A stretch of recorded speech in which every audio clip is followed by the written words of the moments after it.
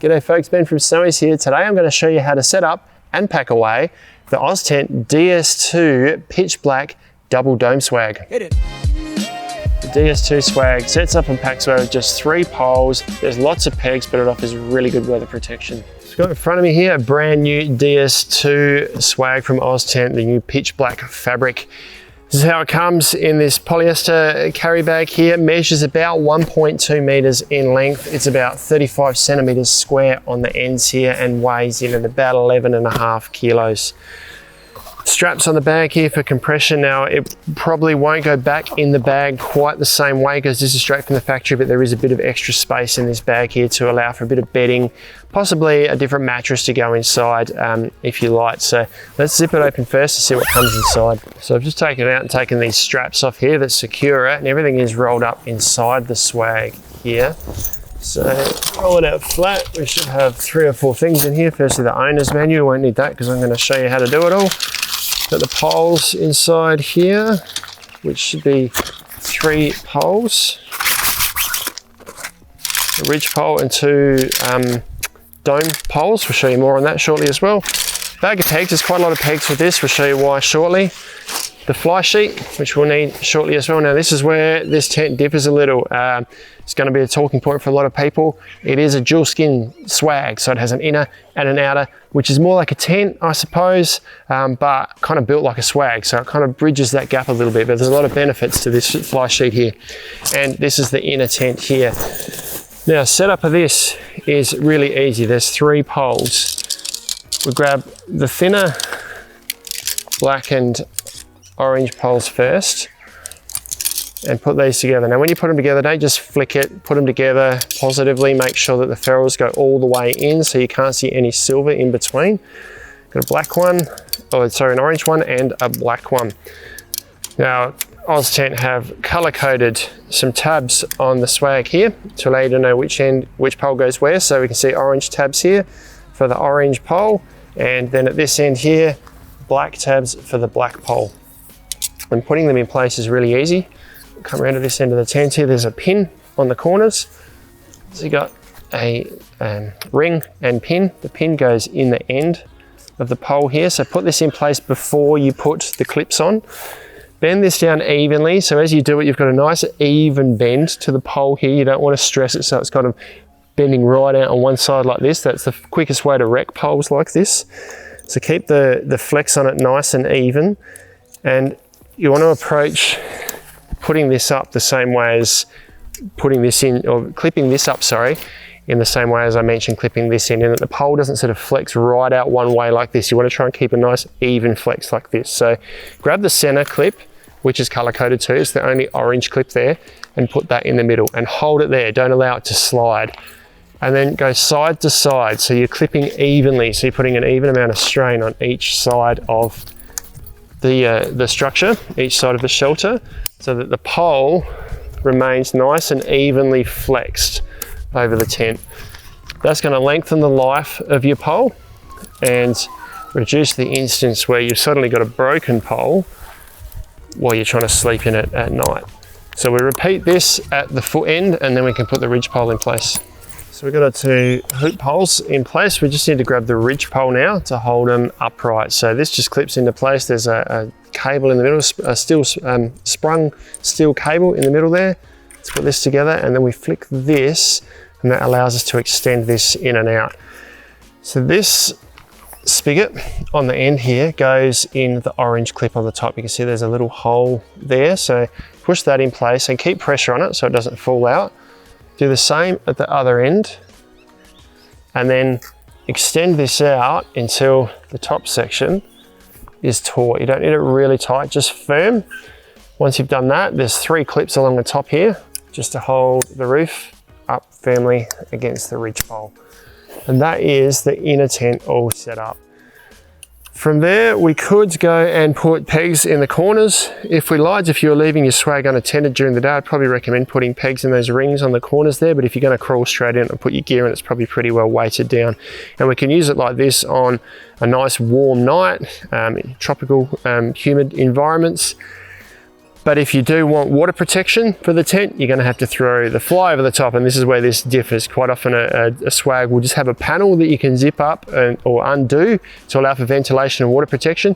This is actually a dual skin swag, so we now need to grab our fly sheet. I'll come around the front, we'll orient it and throw that over the top. Now while the poles are color coded, the fly sheet is not, but the quickest way to work out which way to put it is to look for this section here. So this is the vent here with the logos directly underneath it. That is the back of the tent, and the back of the tent is the black section of the tent. So you throw it up that way and drag it over the top. Now this end of the tent, this vent here doesn't sit in the middle. This zip here is what sits in the middle, so that can be a little bit confusing. So just go by that being at the back and throw this over the top. It doesn't clip to the inner, we peg it all out. And this is where there is a lot of peg points. We'll go into that shortly. And before you go too far, just fold this back, and up underneath here, there are Velcro tabs here that will go around the poles just to keep it secure and sort of keeps it taut underneath. Now there's about 3 on each end. Just make sure you line it up so that this seam that runs down the center here lines up with the pole, and then stretch it out so it's tight and put it between the 2 clips that make the most sense. If you don't get it quite right, then it's gonna kind of, if you put that one there, the fabric will bunch up. So there's only 1 on the side with the zip, and there's 2 on the side where there's no zip. So we've got a second one here, which will be down at the base of the tent. It's the same deal at the head end of the tent. Line up the seam with the middle. There's just 1 Velcro tab on the zipper side, the door side, which is going to fit just there. And then there's 2 down this side. 1 here, and another one that's right down at the base. The next thing we're going to do is grab a handful of pegs. The first ones to put in place are these at the end here. So at each pointy end of the tent, you've got this nylon strap here, which is an adjustable strap. You can peg them in place, and that gives a good amount of rigidity or tautness to the length of the tent. We do that at this end. We also do it at the foot end. From there, there's peg points on each corner near the bottom of the poles, the flexible poles. Now, the front and the back vary a little bit. This is the front where we've got the door here. So there's actually 2 peg points here. Now this is designed such that the first peg point goes right in next to the pole here. The second peg point just creates a little bit of a kind of wall, this kind of section here next to the tent, next to where the zipper runs. So it's a nice taut section to run, to do the zipper up with. So we put both of those in place. We do that on each side at the front here, 1 and 2. And then at the back, we don't have this extra one next to the zip. At the back, we've just got this one here. So that's the tent pretty well, or the swag, sorry, pretty well set up. It does have this skirt. This is a unique feature of this tent here, is this skirt that runs around the bottom here. Now you don't have to peg this out.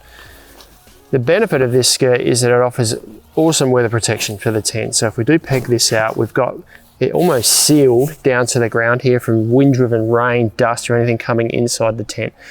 So we can create that seal that runs right around the tent. Now there's peg points in this skirt here, so we can peg all of these out if we like. I'd recommend, if you're going to peg this out, start by pegging from this point here, right around the back of the tent to the same point at the rear.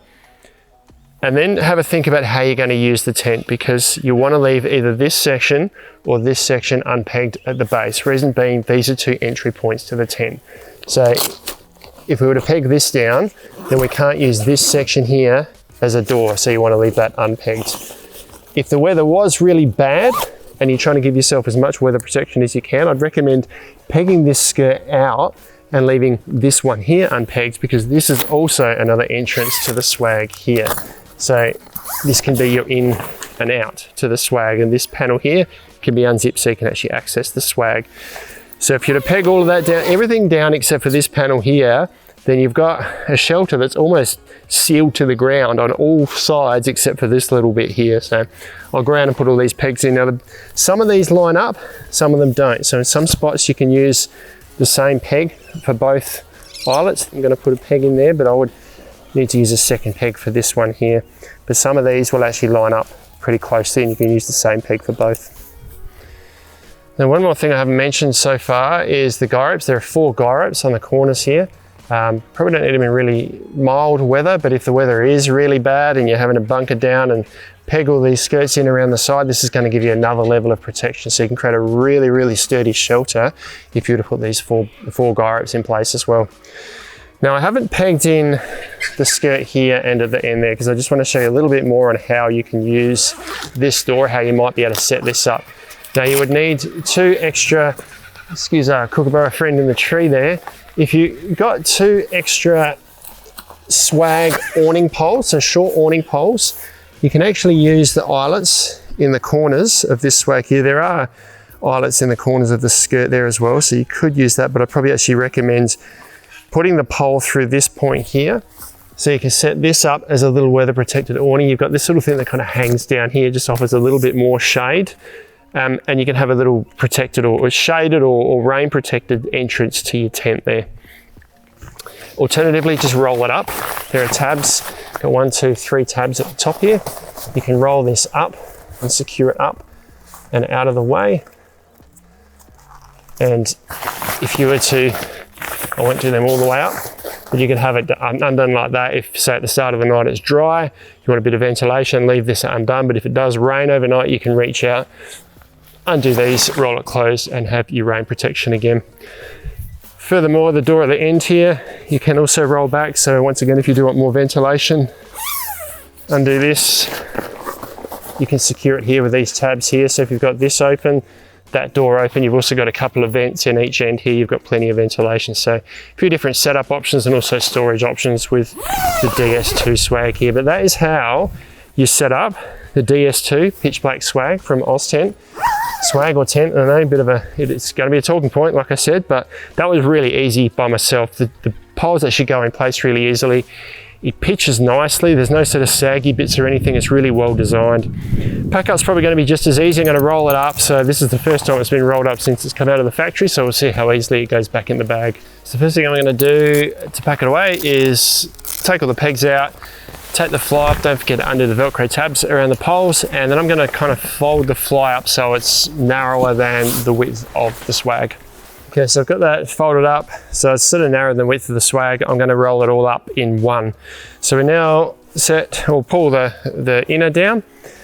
We didn't peg this down, so first thing I'm going to do is take the ridge pole out, so 3 clips off first, undo the lever here, which is going to allow this to collapse in, and that comes out.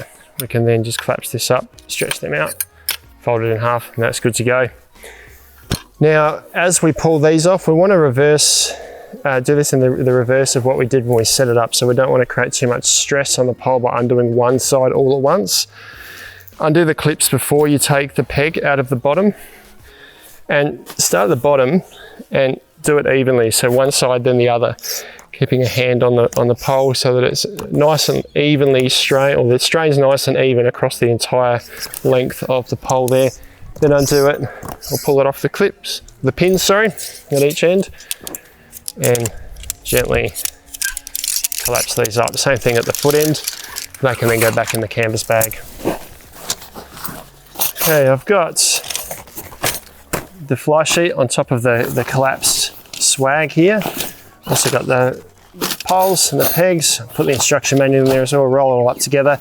Got my straps on one side there and the bag ready to go, so I'm going to start to roll this now. Try and get it nice and firm, nice tight tuck to start with. Now this mat is fairly easy to roll up. If you do go and upgrade the mat in here and put a self-inflating mat in, it's probably going to be a little bit tougher for you to roll up, but I guess you weigh that off against a really comfortable night's sleep. It could be worth a few extra minutes of pack up time. Now here's the moment of truth. Let's see if we get it back in the bag. Now I didn't try overly hard to roll that up really tightly. I always find it easier to throw the bag over the swag. Same deal with the tent when you pack that up. And then roll the tent over onto the bag.